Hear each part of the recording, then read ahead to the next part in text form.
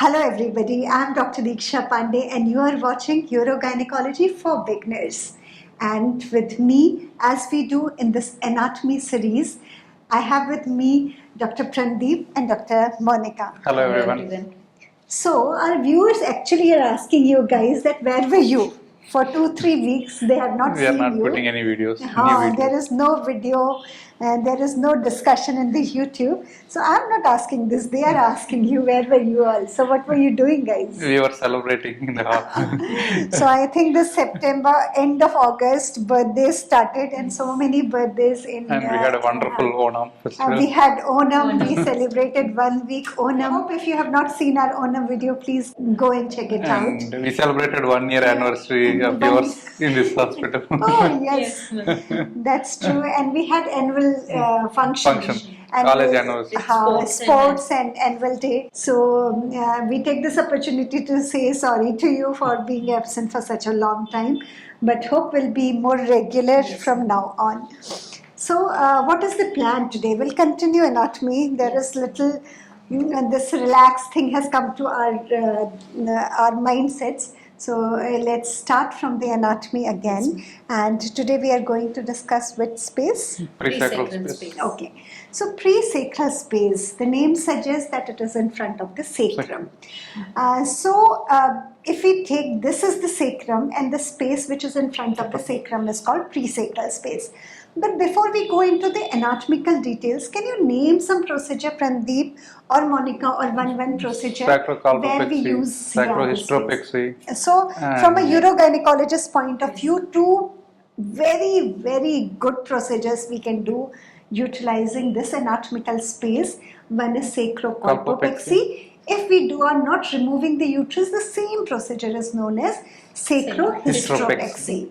Okay, so that is to hold the uterus in cases of prolapse, or when uterus is not there means wall prolapse. Any other procedure, Monica, you can tell where we use the same space? Yes, ma'am. We use it for rectopexy also. Exactly. So in cases of rectal prolapse, we can do rectopexy also and use almost the similar space to fix the rectum also. Anything else? And presacral neurectomy for chronic pelvic pain and so presacral neurectomy also for chronic pelvic pain. But Prandeep, here I would just put a point for them that though presacral neurectomy is the only procedure which uses the word presacral in it, but it is not actually about the space, because the space is above the sacrum. Why it is called presacral neurectomy? Because the name of that hypogastric nerve, they sometimes call it presacral nerve. So when they cut that nerve, it is called presacral neurectomy. But anatomical, when we are talking about anatomical spaces, presacral neurectomy, please remember it is not done in presacral space. Rather it is done at the level of L4 or L5, just below the aorta, in that space above this.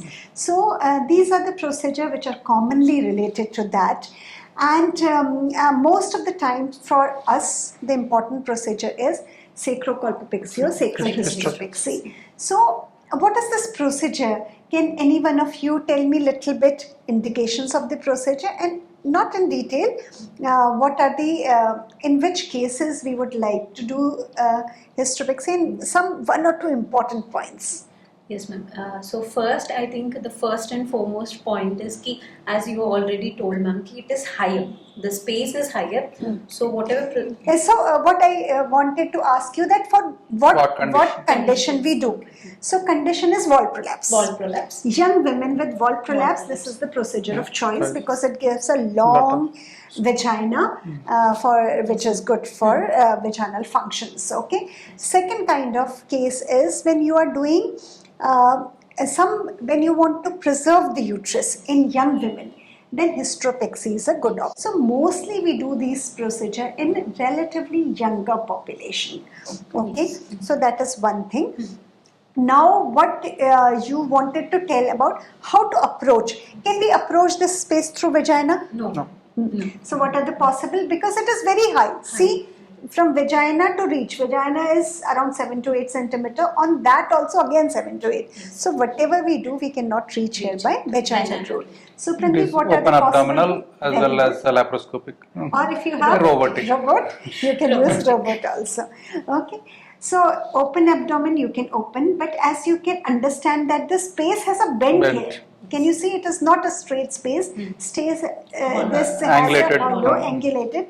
So open method while putting sutures or even visualizing the anatomy, it is not a very easy Comfortable space. position. So people feel that it is much more easy to see. Whether we say whatever the spaces are next to the walls, maybe Birch-Corpo suspension anterior wall or retropubic space or presacral space, they are much easy to do by laparoscopic method. Especially with 30-degree angle. Yes, and very important point Prandeep just said in his humbleness coolly, but it is a very, very important point that when you have to see down, you cannot use a zero degree scope. It has to be beveled to 30 degrees to be able to see this space. And when we say that presacral space, what are we going to use the entire sacrum or we are talking about some specific I space? think we have to go back to history, ma'am, Uh-huh. to know definitely ki why we can't use whole of the sacrum, why we have to use certain points or certain places. So it is only. not that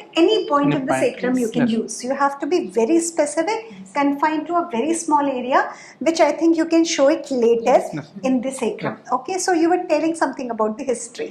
Yes, ma'am. So, as we were discussing before, sacrocolpopexy, when it was started, it was done at the level of L4S1, which is a higher level. This space. Yes, ma'am. Which is a higher level, and the angulation of the vagina is also too high.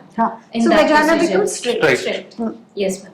After that, they thought that this is too high and angulation is also straight, so they tried for S4. So Went S4, down. S5, where actually the angular Angular vagina is in normal Normal. anatomical position. Yes. They tried that also, ma'am. That also didn't give good results, and there were many Why? complications. So it Bleeding. gave Bleeding. good results, but complication going too deep. Going Like- here only we are saying is It's difficult. difficult. You imagine going so much down, dissecting out that space, which is a narrower space than Space, this. yes. There are a lot of vessels, nerves. It is much more difficult to do a procedure there. So finally, what level we use is at the level of S1, S2. S1, S2. Yes.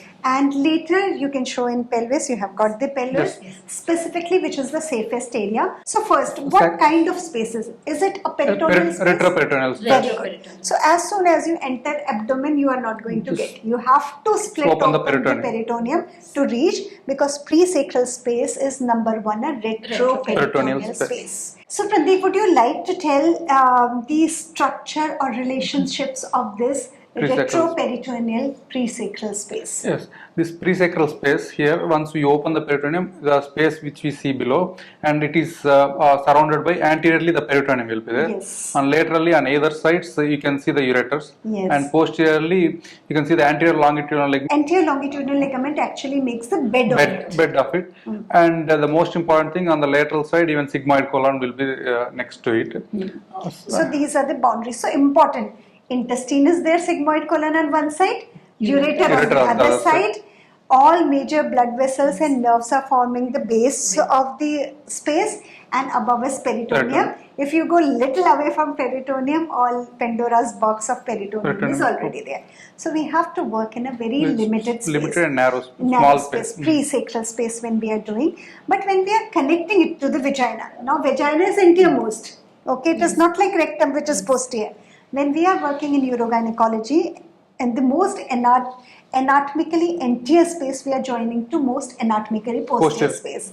So can we join it just with the help of sutures? No, ma'am. We are supposed to They use the tried mesh. it. Initially, it was tried, but It now doesn't it work doesn't well. work well. So now we have changed to mesh. And one very important question, because you had discussed this in last time also. last So video. when we say mesh, you should not say, oh, it is something we are talking about which is banned by FDA. No. Only vaginal meshes for prolapse are banned by FDA. The mid-urethral slings Slings. as well as sacrocolpopexy or sacrohysteropexy meshes are Not not banned. banned by FDA. Yes. Okay, these meshes are very well in use and give very good results without much complication, so should be used. Used. So we have to attach the vagina, which is very anterior, to the posterior anterior longitudinal ligament with the help of a mesh. Okay. Now, so we have to be safe from this. When we are using the mesh, let me just tell you one important point, then you can explain the anatomy, and we'll just conclude this session. So what happens when you are just putting the mesh is not important. Covering the mesh and making it retroperitoneal is also very, very important, because if you leave from anterior to posterior one band of mesh there and fibroblasts start growing there and one band is there, then what will happen in some leg, because bubble is in movement there, intestine, one loop of intestine can get stuck to it, entangled to it, and the patient will have obstruction of intestine or intestinal obstruction, which becomes an emergency life-threatening situation. With that much information about relationship and procedure, one very interesting thing Prandeep and Monica are going to tell you today is how to choose the safest space. And this is, the information is in a recent Ayuga journal article, I think a few months ago it was released, which they have seen after many 3D CT remodeling, and we find it very correct actually. What we were practicing, little more information to it, now we are very sure that what we are using was the correct place with lot of evidence to it. So Monica and Prandeep, would you like to explain that? Yes. And don't spoil the model, so you can use another pelvis.